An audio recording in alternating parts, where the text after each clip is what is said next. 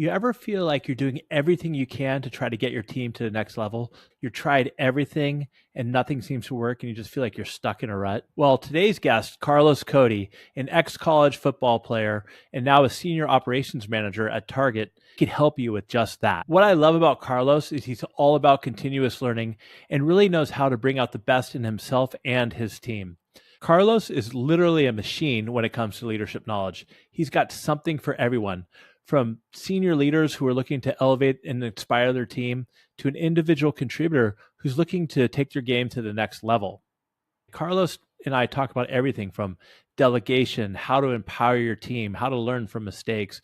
Plus, he's got a pretty unique take on vision. It can even be considered controversial about how vision can both unite and divide a team. And I really like his secret sauce when it comes to moving people from just being satisfied to being an inspired team. I'm Damon Lembi, CEO of Learn It, a live learning platform that has upskilled over 2 million people over the past 3 decades.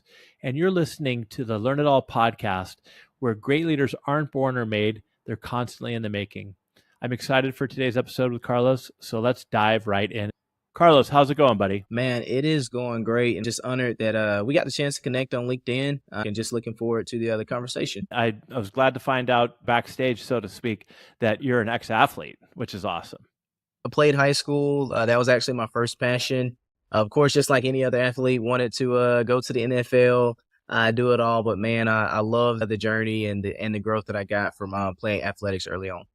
What did you learn from sports that you've been able to replicate in the business world? I would say one of the most important lessons is the level of relationship that you build among the team, and then the coaching. A coach is always going to keep it real with you. They're going to love you, but they're also going to make sure they correct you and help you become the best athlete possible. And a lot of that deals with speaking the truth in love, giving feedback, but being very constructive in how you can develop.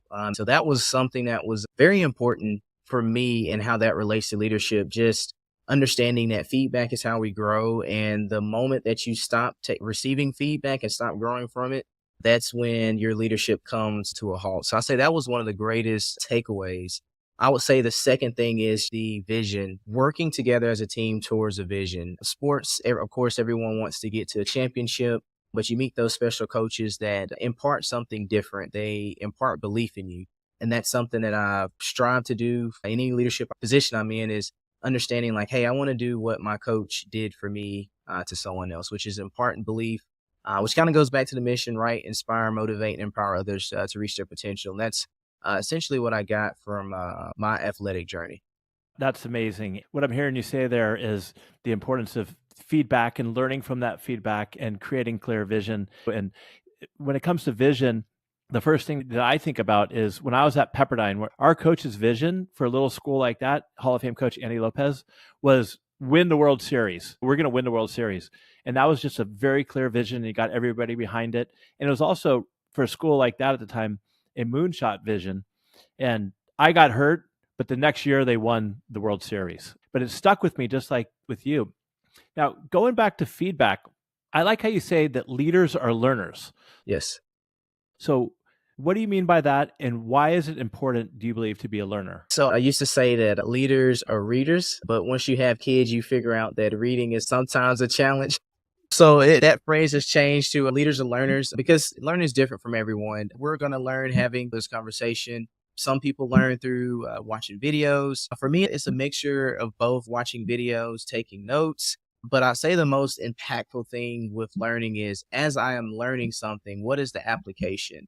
So I try to just tell people, as you're learning, find the quickest way to apply. So if I'm reading something and it's talking about the power of recognition, all right, how can I take what I'm reading, listening to, or speaking with someone today and actually implement it? So if it's the power of recognition, they say, hey, what's really impactful is writing a thank you note for a team member, or showing some type of appreciation and gratitude. How do I implement that today? And I think that's the difference between gaining knowledge from reading and gaining wisdom, which is just the application of the knowledge. That's when the learning really takes place. So I would just encourage everyone, you can read one book and for that whole year, but if you implemented everything from that one book, you would be better off than someone that's read 100 books but have not found a way to implement what they're reading. That's what I feel when I say all leaders need to be learners. Can you give our listeners another example of how, whether you're reading a book or reading a blog or listening to a podcast, how either you yourself or somebody on your team has been able to apply? Because what you said is so important. So I'll say one of the things that I'm pretty consistent with, even with my team, is there's a morning message. Like my team's like, no, in the morning, Carlos is about to send us something. Whether it's on Slack channel, whether it's through a text message.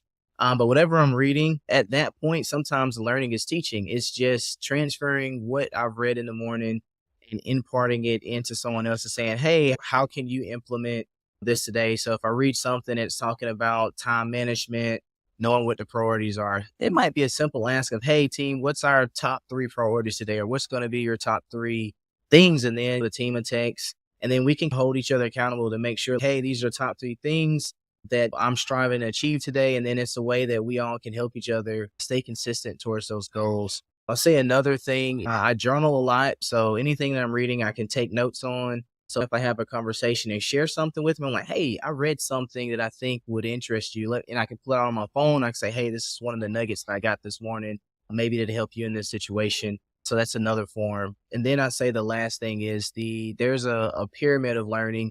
Anyone can go on Google and look it up, but it gives you the different percentages of how we learn. And group discussion and teaching is among the top ways in the learning pyramid, how people learn and retain information. So anytime that we can have a group discussion like we're having, or do that with our team, and then anytime that we're able to teach something, it's improving the efficiency of what we've learned. So I would say those are just some helpful tips. Anyone that's looking to learn, to share what they're learning, and to continue growing. I love that. And one of the things that we do at Learn It is I'll find a book I love and a group of us will all read the book. And then we'll have 1 or 2 meetings and I'll ask everybody to come prepared to take one insight that they've learned and apply it to how it would help them with their work. And that's worked out well. Now, let me ask you this. It's pretty clear that you love leadership, all right? And you love learning. Have you always been like that? Or where did this come from? It actually started from my mom. My mom used to make me read Proverbs every morning, and I hated reading. I absolutely hated reading. It was a waste of time to me growing up, and now it's just turned into one of those things where I'm so thankful for my mom really forcing it on me back then. And then in college, I took a leadership course, and we read the book, The 21 Irrefutable Laws of Leadership. I started reading, and man, I couldn't put the book down. Like I was hooked. I was like, oh my gosh, I need some more of this. And from there, I just became really passionate and really hungry about growth and leadership. And then I started to find what I feel like my purpose is in life just from reading that one book. And what would you say your purpose is? Man, inspire, motivate, and empowers others to reach their potential. So everything that I do is really centered around that. It keeps me centered. It keeps me balanced. That's my core. It's okay. Situation isn't good. Circumstance is tough. I might not like what I'm experiencing, but how do I go back into that center of, okay, I'm here for a reason. I'm here to inspire. I'm here to motivate, and I'm here to empower. And a lot of times that's not going to take place in a great environment. It's going to take place in a bad environment. So I have to realize that sometimes that situation based off of my vision and purpose, like I'm there for a reason. And I just have to reconnect to that center. But once I do, that's usually when things start to flow and that leadership starts to turn. I start just going back to that center. So I say that's what really helps me, is just getting back centered to my purpose and vision for life. So you mentioned that a lot of times this happens in either a bad environment or bad situation. Can you share an example of what you mean by that? Yes. So I started my career in a startup facility, which was perfect for me. Coming from a sales background, getting into operations, showing up to operations, probably not the best thing to do your first day, showing up in dress slacks and in a salesman's. Hey, it's better than flip flops and a wife beater. 15 minutes late. Oh no, I was early. People thought the position I was in and what I was dressed for, people thought I was something else. Let me just say that. Oh man. But going in and just having to learn and having to grow. And from that standpoint, I went to a red site. So a red site is a site that you're going and the people know you're getting ready to take over.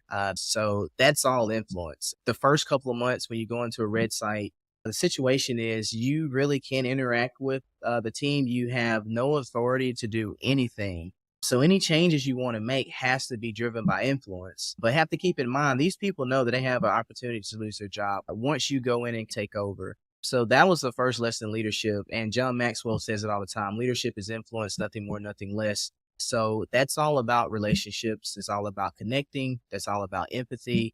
Because at the end of the day, leaders move things through others and with words. So if you're not able to lead others and you're not able to lead with words, leadership journey is very challenging and you have to rely on authority and title, which is very level one leadership. So that's where my journey really took off because my team was able to get a little bit ahead of the curve just because I got the chance to know, okay, what is these people's aspirations? What are their dreams? What are their goals? And how do I tie that in to what the business is trying to achieve and the objectives? And then what are their strengths? Where can I place them in situations where their strengths have an opportunity to shine? And then through doing that, we go into the recognizing people for their strengths, making sure that they know that they're appreciated, not just for the job that they're doing, but making sure that people are valued for who they are. And I would say that was the first lesson that I learned in that early leadership position, the power of influence and how you just by changing one person's life, that influence goes to other people.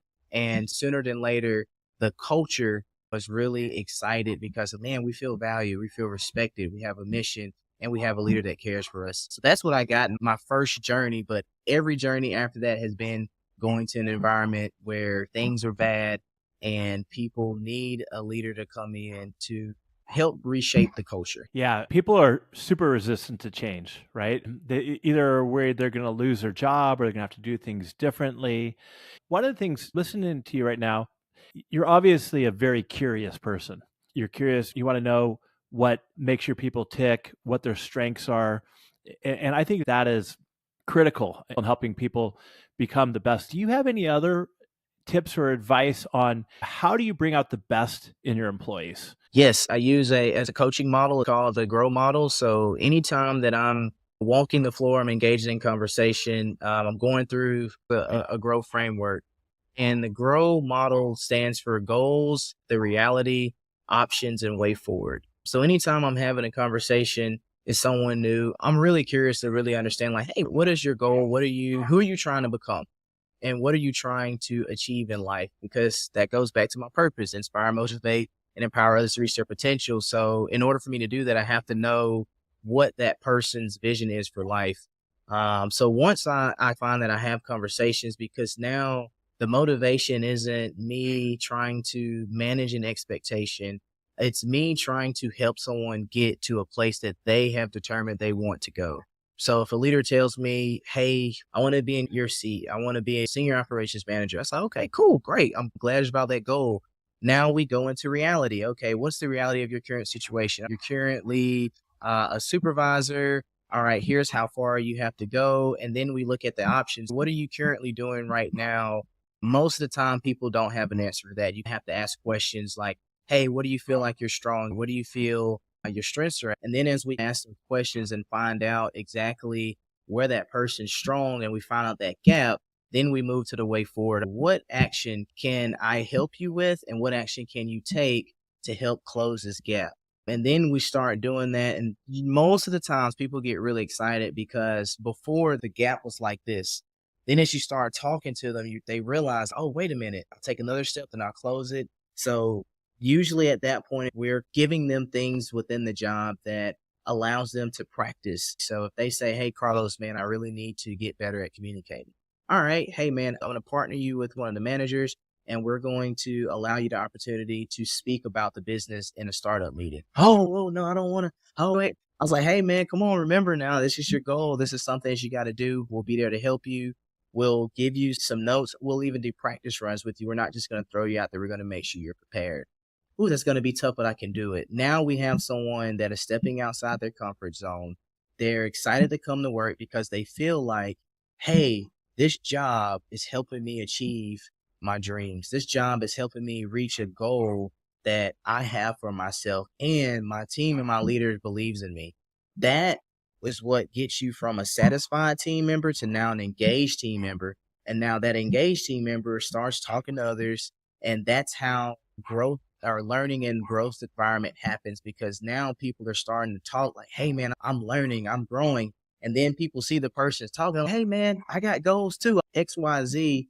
And now we have a leadership culture where people are coming in. They're not just satisfied, they're engaged, and then they move from that engaged to inspired. And that's where you really want your team to be. But it all starts with one person. We can't affect the many without starting with the one. So start with the one, go through the grow model, and figure out what people's goals are and figure out a way to help close that gap. But I'll do it in a way that where it's a win. It's a win for the person, and it's a win for the business. Now that's fantastic, but things don't always go as planned, right? So give me a story of where you've tried that and people are like, hell no, I don't want to, I have no interest. I just want to get paid. And maybe they even do a good job at what they do, but overall they're not fantastic for the culture. I put up a post about this the other day, and at first someone would read that post, they were like, oh man, that's not right. But I wrote, vision divides more than it unifies. And this is where vision happens. So when you have a vision and you decide on a route, you're deciding on values, you're deciding on mindset, you're deciding on behaviors, you're deciding on actions. And at the end of the day, and I know Nick Saban, he had a quote, and he talks about high performers don't like mediocre people and mediocre people. Tell our audience who Saban is. Nick Saban is one of the greatest legends, coached at Alabama. Man, I don't even know how many championships, but the guy was always, his team was always in the run for a national championship. But he talks about that when you decide on a culture, you decide on a vision, it's your job as a leader to make sure that you're creating that culture, but also culture is what you tolerate. So these are the tough conversations that you have to have. I've had some teamers say, hey, I don't want to move up. That's absolutely fine. Moving up is not a requirement. However, a requirement is that we are teaching others. A requirement is that we are still growing. Whether you stay in your role or not, stagnation is not an option. So that's vision. Those are standards. Those are the bare minimum. So yes, you can choose not to move up. That's not a requirement, but growing, teaching others, the type of attitude that we have when we come into work, those things are absolutely at that floor, right? And we're always raising the floor to get to the ceiling. That's the leader's role in making sure that the behaviors, the culture, the actions that people take on a daily basis is leading towards that vision and the culture where the leader wants. You know what I love that you said? I wrote it down actually. Culture is what you create, but it's also what you tolerate. That is so true. And I think a lot of times as leaders, especially as new leaders, you have your vision, you have your culture, and great leaders, I believe, actually live that themselves. They're out in front doing that. But then sometimes, and I've struggled from this in the past, I'll be honest, like I'm living this culture, I'm doing it, but then I have some employees, maybe even high producers, they don't live it and they don't really want to grow. And it's hard to address conflict sometimes. So what advice do you have for leaders who aren't great with conflict? How do you get better at just breaking the ice to have the conversation? Man, I honestly, to be honest with you, conflict is one of those things, it's inevitable. As a leader, you're either going into conflict, you're going into coaching, or you're going into care. Those are the three things that you're going to do on a daily basis as a leader. And when you're going into, I wouldn't even call it conflict. It's just addressing a situation, a behavior, and the impact of that behavior. So I always tell people, have an understanding of what you're actually going to address. Never go into conflict if you're high on emotion. Make time to address it in a way that the person is going to hear you. And this goes back to, if you're leading by example and you're being a great leader, that person knows that you care. Now, if you're an absent leader and you're not there, it is going to be conflict because that person doesn't feel like you're already vested in them. But if that person knows that you've been meeting with them, you've already set the expectation, hey, I'm here to help you grow. I'm here to help you become the best version of yourself. Sometimes that means that we're going to have some tough conversations when things may have gone off course, but just know that I respect you enough as one of the leaders of the team that I'm going to have that conversation with you when I see things so we can course correct. And if you do that, and you're already doing that. You already have emotional equity in that bank. So you've recognized them so much that one conflict conversation may lower it a little bit, but guess what? Right after we have that conflict, that person's going to go do something right. And then we're building back up that, hey, man, we just had this conversation yesterday and you're already headed in the right direction. You're already doing the things that we discussed, man. I really appreciate it. Or you're not. And then we have to have another conversation. Hey, man, I realized, hey, we're still off a little bit. Where are you struggling? What is impeding your progress? That is one question I like to ask. What do you feel is impeding your progress? And do you need help? When help is, most times I don't give people the how. I let people figure out the how so they feel like they have autonomy. I'm not going to hire a leader and then tell the leader to do this and that. I didn't hire robots. Let me just double tap on that point. Whether you're hiring a leader or you're hiring a high performance person, and then if you just put them in a box and tell them to do this and this, you're just wasting talent. So that kind of goes to my next question. Why is delegation such a critical skill for leaders? And how do you become a great delegator? Yes. So delegation is one of the most important transitions from going from an individual contributor to a leader, because you can only be in so many places at one time. So when you delegate, you want to make sure the person that you're delegating to shares your values, sees things maybe not in the same way that you see them, but they understand what needs to happen, and they're able to carry out whatever has been delegated in a way that still gets the result. So delegation for me, one, starts with understanding, okay, what needs to be done? What is the result that I'm trying to achieve? Is it moving a business metric? Is it speaking with the client? Is it speaking with a vendor? Is it getting some type of contract set up? Whatever the task is, I know my team enough to know who is the best person for that job based off strength, based off of passion. Is this something that a person would enjoy to do? And also who has the time capability, like to not let their job falter, but can take on this additional responsibility. So that's usually my mindset before I delegate. Once I'm clear on those things, I'll go have the conversation with the person. Here is the what we're trying to achieve. Here's why. I never go into the how. I always speak on what and why. I speak on the why, and then I also, within the why. Talk a little bit more about why you don't go into the how, because I think that is very important, especially for new leaders. So how actually demotivates, because when you tell someone how to do something, now you're saying do it step 1, step 2, step 3, step 4. You've taken out ownership. You've taken out the person's capabilities, and you've also taken out room for innovation. Just because I do something and I think that it's done well, I could give it to someone else and I could say, oh my God, this person does it 10 times better than me. In fact, they do it so good, I want them to continue doing it. Oh, wow, they've even systematized this. You never want to take out autonomy from people, because that removes ownership. When you give people the how, you are removing ownership and you're not delegating. What you're doing is enabling, because when you enable somebody, you're enabling them to come back to say, hey, I did step 2, didn't work. What do I do now? And now if you got a team of 10, you got 10 people coming at you all day. What's the next step? What's the next step? What's the next step? Yep.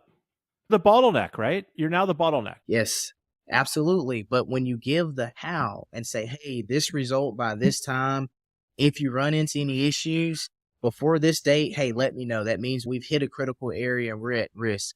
And then you allow that person to go. And then you just follow up. Hey, how's everything going? How are we making progress? But depending on that level of trust with that person, I might give something and say, hey, once you've taken a certain amount of step, let me know.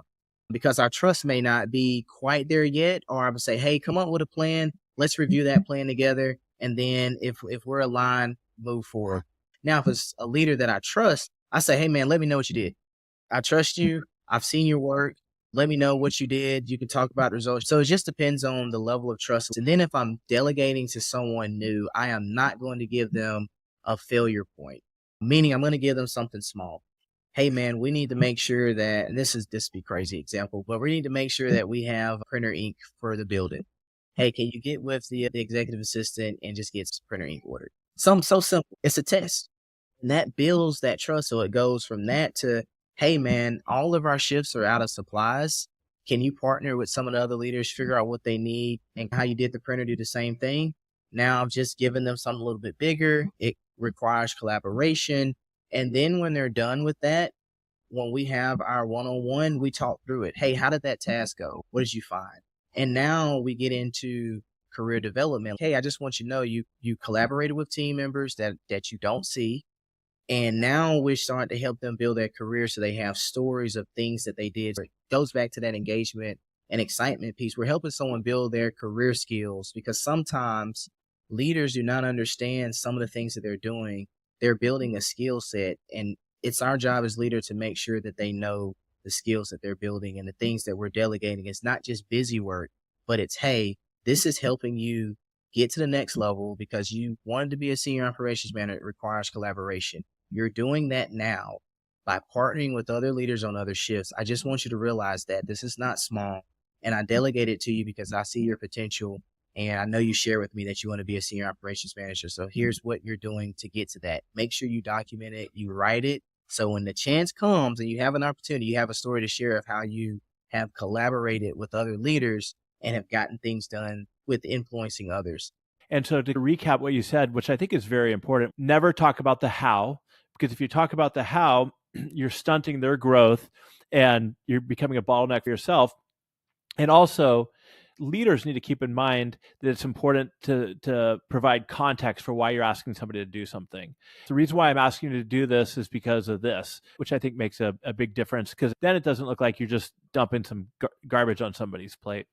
And then sometimes you don't want the leader to know. You want to see how they respond, how they handle challenges, how they handle ambiguity, because the higher up you go, the more ambiguity you're going to deal with. Leaders have to be tested. And sometimes the best way to do that is doing things they may not understand. But at the same time, when that time permits, you circle back and say, hey, you remember that task I gave you? And I wanted you to set up a meeting room for me and the other leaders, this and that. What they missed out on is your name is now connected to a higher level leader. We've been talking about mentorship. Did you take the opportunity to speak with them? Did you take the opportunity to get a new insight? Did you take the opportunity to do X, Y, Z? And they're like, oh my God, I did not know that's what you were doing. And sometimes it's just to see the leader's level of awareness, to take advantage of an opportunity. So that's when I say sometimes leaders are not aware of some of the things that they're being delegated is for their growth. But sometimes you can't let the leader know that it is for their growth because you get a different response. So you want to see how someone leads in a natural state of, man, this doesn't make any sense. Why am I doing it? Because there's going to be things in leadership that you're going to do or be given. And you're like, it doesn't make sense. But that leader above you, it makes sense to them. You just don't have all the details. Let's switch gears, but I think that's fantastic because delegation is so important. Give me a failure, Carlos. Obviously, you're a great leader and you've had a lot of success, but what's something you failed at? Man, let's see, man. What example do I want to use? I've got plenty, man. I do too.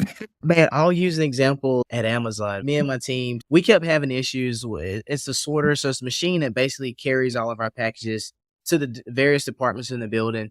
Our sorter had an issue with going down all the time. So I was like, y'all, I wonder what it would be like if we planned the day and did not use the sorter. So we started thinking, because the way our shifts ran, morning sort was a very low head count. Now my day sort, man, 300, 400, 500 something people, depending on the time of the year. And that sort really gets your day going and really kicks off the production for the day. So I said, y'all, what would it be like if we didn't run the sort in the morning? We prepped, we had super low numbers because our head count's lower, but on days we crushed it. Like we had so much work to do that the team never had any stoppage. So we planned this for, man, like 2 or 3 weeks. I'm like, all right, y'all, today's the day. We've done enough data.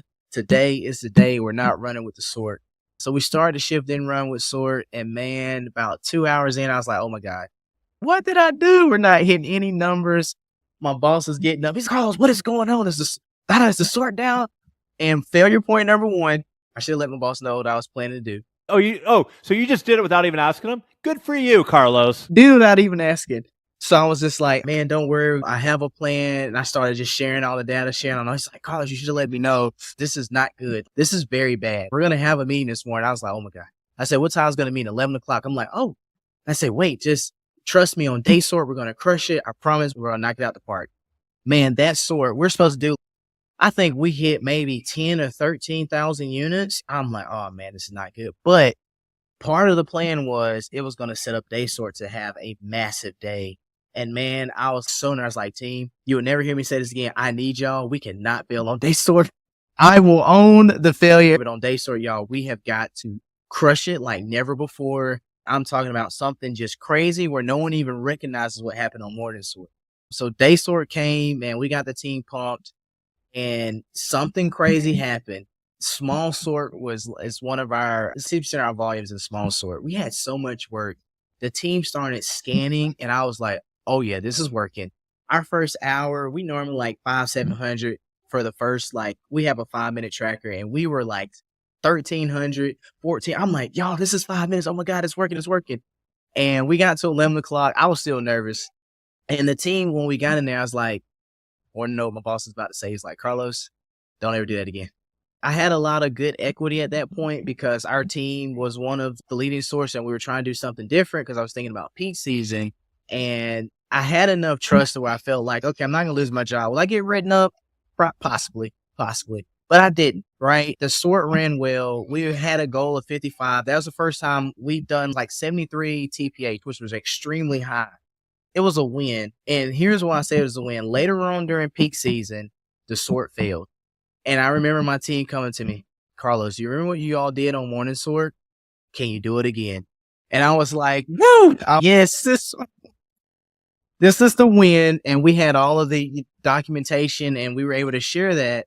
And we were able to still deliver. We still had some misses, but the impact was greatly reduced because of that plan. So we were set up for success, get all the packages out without running the sort. And we ran that play not just across one sort, but we ran it across all of our different sorts using the manual side. So huge win, but number one lesson, never do anything that's going to be that risky without notifying your leader. Just don't do it. Yeah, but how did you feel? Did you feel like you were going to lose your job? Yeah, because he was like, man, this is bad. This is bad, Carlos. That's all I remember saying. I have this term I use called purposeful awfulizing. That's like taking a risk and thinking about what's the absolute worst case scenario, and is that livable, right? Can you deal with that? Hey, you stuck your neck out there, you got out of your comfort zone, and you tried something because you were trying to do better. And in my opinion, the only failure you made really was not bringing it to your boss's attention beforehand. Yeah, no, that's awesome, Carlos. Thank you for sharing that story. I love it. And as a leader, as a small business owner like me, I want my team trying things, right? Something big like that, they might want to ask me first, but I want them coming up with ideas. And it's obvious that your leader or your boss has given you enough confidence and trust that you felt comfortable getting out of your comfort zone and doing it, which I think is so important. And that kind of leads me to my next topic. What do you think the difference is between leadership and management? You lead people and you manage things and processes. A lot of times people try to manage other people, and there's only failure if you try to manage someone else. You can never manage people. All you can do is lead them. You can influence them. But when it comes to processes, when it comes to systems, when it comes to tools, those are the things you manage.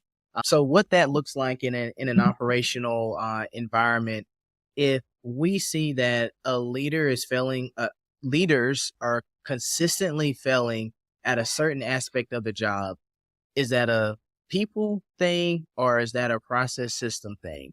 And often we try to manage the person like, hey, you're not meeting expectations, get this result. And that's not very helpful without going and looking at, okay, as a leader, are we setting up an environment for this person to succeed? Are the processes and systems and tools that we've given this person allowing them the opportunity to succeed? Most times what they do is they look at the individual instead of trying to figure out what environment am I creating for this person to thrive or survive. And most times, if you go and look at the process, the system, and the tools, and you really go and talk to the leaders, they would be very transparent to say, hey, the reason you're not getting a result is this process here is messed up. I'll give you one example. Currently, we're in a startup environment. We kept having a failure point with printer paper, with being able to print. In a startup environment, you want your team to have their bundles. You want your team to have their processes so they're learning. So you want them to be able to see what's step one, step two of how to actually perform my job the correct way, the way that the system is going to recognize it. If you don't have printer, like the actual cartridge to print, you're unable to provide the team the necessary tools and resources they need to perform their job. So what ended up happening is we found that was a failure point. Like we went to leaders like, hey team, we keep not having standard work bundles. Now the team didn't say that the printers were out, but we only had one printer in the whole building. So we're in a 1.4 million foot square building. So if a leader has to walk from one side of the building to the other to print, every leader is trying to use that printer. Oh man, that's a lot. So once we started talking, we started realizing like it's not that the team doesn't want to do the right thing. It's just the environment, the system, and tools, the process that we have in place are not working. And that's where we come in as leaders to like, hey, thank you for letting us know that. Let us remove that bottleneck, and then let's have grace. Let's have grace in this moment because we haven't really set them up for success. So that's really one of those differences between you lead people and you manage things, processes, and tools. And anytime we get those confused is when leadership tends to fail. But you need a little bit of both. You need leaders and managers. Absolutely. Because if you're a great leader, you're great with people. Yes, your people may be happy. Yes, your people are just, yes, oh man, we're great. But if you're not managing things, resources, and tools, then your boss is like, Carlos, you're burning through the budget. Carlos, we're not hitting the results. Carlos, are you looking at the data? And you don't want that either. So you want to be able to lead the people. And that goes back to this thing I call like 3D. Okay, direction, the dialogue or the communication behind the direction, and then the discipline. So that managing part really falls under the discipline. Okay, we know the goal that we're trying to reach. We're going to point people in that direction. We're going to lead them in that direction. And then we're going to ask a very simple question to our leaders. What do you feel you need to do to accomplish X, Y, and Z? And give them an opportunity like, hey, let's all come back together, maybe in our next meeting, and let's discuss your different plans for getting to X, Y, Z. Not telling people how, I'm not forcing them to get to a certain direction, but I am being a leader and I'm casting the direction that we need to get to. So I'm giving them the freedom though to figure out how do we get there. You might say, I want to go this way. You might say, I want to go this way. I want to go this way. All fine. As long as we're getting to that goal within the parameters. Now the coaching comes in if a leader gives you a plan and you're like, hey, I don't really understand the plan. Can you go in a little bit more details with me? Help me understand how that's going to help us get to that goal. Then they clarify, but the ownership is still with that person. Because as a leader, I'm still not telling you how, I'm just asking you more questions to get the information that's already inside of you out. But that's how you lead people to a goal. And the managing piece is making sure that everyone is essentially, it's going to that goal. And then what are their processes? What are their plans? What are their goals? And then when the process starts to happen, now we can go to the plan. Hey, in what part of your plan, if someone's missing, did we miss the mark? Hey man, it was in this part. I realized in step 3, like I over planned and I didn't plan correctly. Here's the adjustment I'm making. I didn't have to coach. They told me, all right, cool. Let's see. When do you think we'll be back on track? I'm thinking, man, I needed like a week or 2. All right, cool. Let's, you know what? If it's 2 weeks, let's just say 2 weeks. Let's meet back up in 1 week and see if it's working. If it's not working, then we'll make some other adjustments. Now, if that person keeps struggling, then as a leader, it is your responsibility to step in and say, hey man, I think you need some help. This is like the second time that we're having the discussion. I want to help you plan better. So meet me in the office. I want to see you plan. I'm going to coach you right when you plan, and we're going to go through it together. And that's how you lead. It still gives a person ownership. It still allows them to have that ownership at the same time. You're now beside them. Let me walk this path and let's see what you're doing. And let's see where the gaps are so we can quickly close them so we can get to the result that's needed. Yeah, that's great. And for our listeners, another example that I like to use is that, let's say from a personal perspective, I got 2 little kids and we want to play. And let's say my wife's a visionary. So the goal is to go to Disneyland, right? How we get there is what the management team does, management side of things. She sets the vision. This is what we're doing. And then me, if I'm the manager, I got to figure out the directions on how to get there. I don't know if she'll trust me on figuring out how to get there, but that would be my role in that. Carlos, you're like a leadership disciple and you pump out so much great content on LinkedIn and everything. What is next for you personally? What are your future goals? Where do you see yourself in 5 years from now? Man, honestly, man, perfect role for me would be working with leaders, having conversations with leaders just all day, talking about culture, going through different leadership theories, applying them to different businesses, and really just going around the world, man, talking about leadership to those that love leadership, and then working with leaders on an individual level just to help them level up their leadership. That'd be my dream to do that. Right now, utilizing LinkedIn the best way that I can, pushing out as much leadership content. But then eventually I want to get to that place where that's my job. What I do is leadership all day, 24/7. That would be a dream world for me. There's no doubt that you love it. We talked about learning. And what I really liked about what you talked about when it comes to learning is not just learning, it's applying. I love the saying that another guest on the show, David Katz, told me, learning without doing is treason. And I think you did a great job of talking about learning and applying. Then we talked about the importance of delegation. And I think you had some great tips around that. Moving into change and how to manage teams or lead teams through change and thinking about people's strengths and getting the best out of your employees. And then, of course, vision, right? How important vision is. And I like your idea of that vision divides sometimes more than it unites. I think that's all good. That's great. I know we talked about LinkedIn and you're a machine on LinkedIn, you're awesome, but where can our listeners connect with you at? Man, honestly, LinkedIn is the sole platform I am on right now. I am working on a podcast. I started on one, stopped it, but it's called the Lead 3 podcast. Something that I probably going to end up picking back up, but I write articles every week on LinkedIn. I post content every day on LinkedIn. Really, if anyone wants to contact with me, LinkedIn is primarily where I am at right now. All right. We'll put Carlos Cody on LinkedIn. We'll put it in our show notes. So you were a wealth of information today, Carlos. I really enjoyed it. I learned a lot. And for our listeners out there, if you got value out of this, please do me a big favor, rate and review the Learn It All podcast, share it with a friend. I think that there's a ton of value we had in there today. And so until next time, stay curious and keep growing. Have a good day, everybody. Thank you.